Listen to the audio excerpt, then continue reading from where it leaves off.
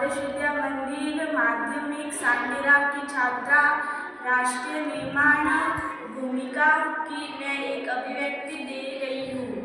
राष्ट्र निर्माण में छात्रा की एक अहम भूमिका होती है, क्योंकि छात्रा अपने ज्ञान का इस्तेमाल रोजगार के व्यवसाय के लिए करती है, जिससे देश आगे बढ़ता है।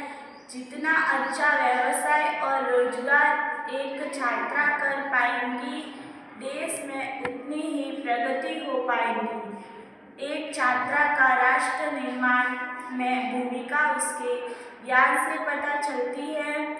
अगर किसी देश के अधिकार छात्र ज्ञानी है, तो वे अपने ज्ञान का इस्तेमाल किसी न विकास, रोजगार या व्यवसाय में करेंगी, जिससे देश को अनेक उपलब्धियां मिलेगी।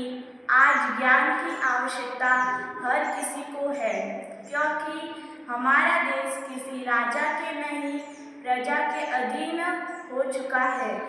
इस वजह से सरकार ने शिक्षा का स्तर को सुधारने के लिए विभिन्न प्रकार की नीति और नियम बनाए हैं। एक छात्रा के लिए विद्वानों भूमिका निभाती है।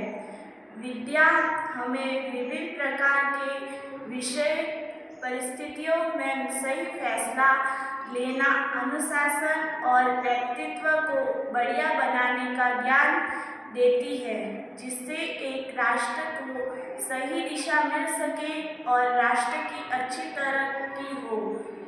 एक अच्छे देश का निर्माण तभी हो सकता है जब सरकार अच्छी नीतियों को लेकर आए, और सरकार अच्छी नीतियों को तभी ला सकती है जब वहाँ के लोग जागरूक होंगे और उस नीति को समझने की ताकत रखते होंगे।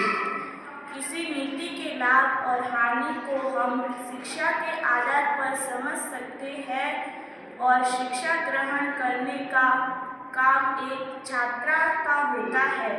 इसी वजह से राष्ट्र निर्माण का भार एक छात्रा के कंधों पर होता है।